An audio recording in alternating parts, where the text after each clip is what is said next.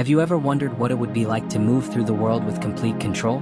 No hesitation, no distraction, no wasted effort, just quiet, focused execution, like a machine designed for greatness. Now imagine if you could build that kind of mind, one that doesn't react emotionally, doesn't chase pleasure, and doesn't wait for motivation. A mind that chooses, acts, and wins because it's been trained to do so. That's the mind of Ayanokoji Kiyotaka, a fictional character, yes, but one who represents something very real. The possibility of mastering your mind to such a level that success is no longer an accident. It's a system, and that's what we're going to build today. Because while Ayanokoji is a product of brutal training, the true root of his abilities isn't pain, it's neuroplasticity. It's the science of rewiring the brain. This video isn't just about theory, it's about tools. You'll learn how to build habits that stick, how to destroy destructive ones, how to use your brain's timing and chemicals to your advantage, and how to create a lifestyle of unshakable discipline and growth. Let's begin. To rewire your brain, you first need to understand what you're working with. The brain is not a fixed machine, it's plastic. Not made of literal plastic, of course, but neuroplastic, which means it can reshape itself. Every time you repeat a thought, an action, or a decision, you strengthen a neural pathway. Every time you break a pattern, you weaken that connection. Your brain is always changing. The question is, are you in control of that change? Let's break this down. Two types of memory systems matter most here: episodic and procedural. Episodic memory is the ability to recall an event, such as your first day at school. Procedural memory is the ability to learn how to ride a bike or type without looking at the keys. Why does this matter? Because success, real lasting success, isn't an event. It's a procedure. It's not about having one good day. It's about building behaviors so deeply into your brain that they become automatic. This is the first key. If you want to live with precision and control, you must transition from episodic moments to procedural mastery. Let's make this practical. Say you want to build a habit like journaling, working out, or waking up early. Before you do anything physically, do it mentally. Close your eyes and walk through the exact sequence. See yourself preparing the environment. Feel the object in your hand, your pen, your weights, your shoes. Imagine your body going through the motions. Now here's where it gets interesting. After you visualize the action, visualize the emotion that follows. The calm after journaling, the pride after working out, the quiet clarity after waking up on time. This taps into something called reward prediction error.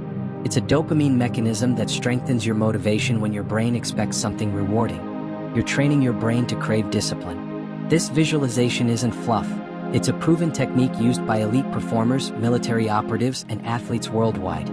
If you do this consistently, the behavior you imagine becomes easier to do in real life. You've rehearsed it so many times mentally, your brain starts believing it's natural. And that's exactly what we want. Now we move into something even more powerful. It's called task bracketing. Think of it as training your brain to associate specific actions with certain times of day. Here's the breakdown. Phase 1, 0 to 8 hours after waking. This is your golden window. Your brain is flooded with dopamine and norepinephrine, which sharpen focus and willpower. This is when you should tackle the hardest things: deep work, workouts, studying. Why? Because your nervous system is primed for high-friction tasks.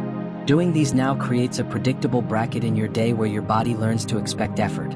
Over time, this becomes automatic. Your brain starts preparing in advance, like warming up before a sprint. Phase 2, 9 to 15 hours after waking. Now dopamine is lower and serotonin is rising. Your mood is more stable, but your energy is lower.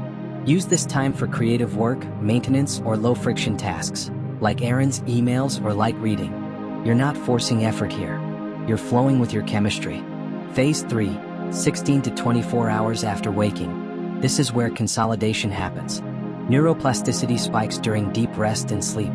Your brain strengthens the pathways you used earlier. This is why sleep isn't optional. It's the cement that locks in your progress. Want to rewire your brain? Protect your sleep like your life depends on it, because your future does. Let's talk about the other side. Because building good habits is only half the battle. You also need to kill the ones that are killing you. Scrolling endlessly, procrastinating, eating junk, sleeping late. These aren't just bad behaviors, they're deeply reinforced dopamine loops. Here's how to break them. Step 1, substitution, not suppression. If you just try to stop a habit, your brain resists. Instead, you replace it. Example: if you scroll your phone when stressed, replace it with breath work, a short walk, or journaling. The new action should fulfill the same need, stress relief, but without the damage.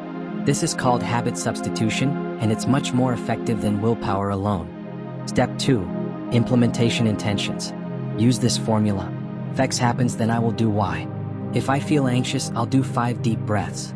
If I want to check my phone, I'll take a 10-minute walk. By creating these if-then plans, you're programming your procedural memory in advance. Step 3. Deliberate friction. Make bad habits harder. Sign out of apps. Block websites. Move junk food out of reach. Turn your phone to grayscale. Even small obstacles give your prefrontal cortex time to jump in and make better decisions. This works because it disrupts your default loop just long enough for control to return. Let's go deeper. Many of your bad habits exist because your dopamine system is hijacked. Your brain isn't addicted to screens, food, or comfort.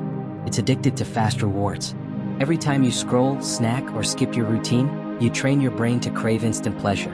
To rewire it, you must train it to value delayed gratification. This means choosing a workout over a nap, a book over a video, silence over stimulation. The more you choose long-term rewards, the more your brain shifts. Your dopamine system recalibrates, and what was once painful becomes pleasurable. Discipline becomes desirable. This is how you build a mind like Ayanokoji's. Not through force, but through redirection. Now here's something most people overlook. Your environment either helps you or breaks you. The food in your kitchen, the layout of your room, the apps on your phone, the people you follow. These things aren't neutral, they shape your brain every day. So create an environment where the right choice is the easy choice. Set up your workspace to be distraction-free. Put your journal by your bed. Lay out your gym clothes the night before. Unfollow noise. Follow signal. You're not lazy. Your environment is just too tempting. Fix that and everything changes. Once your brain is rewired for consistency, you need the challenge. Growth only happens on the edge of discomfort. Like lifting heavier weights, learning harder skills, or pushing through longer focus sessions. This is how elite minds operate. They seek out pressure. They lean into boredom. They chase precision, not praise. This is where Ayanokoji's mindset truly comes alive. He doesn't seek comfort. He seeks control. So find your edge. Stretch it. Stay there. That's how you master your mind. You now have the blueprint. You know how to train your brain using procedural memory. Harness your body's rhythms through task bracketing. Replace bad habits using substitution and friction. Regulate dopamine for delayed reward. Build an environment of discipline. Seek a challenge to grow. But none of this matters if you don't act. You don't need to be perfect. You just need to begin. Today. Start small. Stay consistent. Because every action you take rewires your brain. And if you stay on the path long enough, discipline becomes instinct. Focus becomes effortless. And success becomes inevitable. You don't need to be Ayanokoji. You just need to build a mind like his. One habit, one decision, one day at a time. You got this. If this video helped shift your mindset, even just a little, consider supporting the channel with a like. It tells the algorithm this message matters. And if you're serious about building discipline, leave a comment below with the one habit you're working on this week. Your words might inspire someone else. And if you want more deep dives like this into focus, self-mastery, and mental transformation, check out these next videos on dopamine detoxing or how elite minds stay unshaken under pressure. Subscribe if you're ready to design the strongest version of yourself. The mind is a tool. Train it, don't let it train you.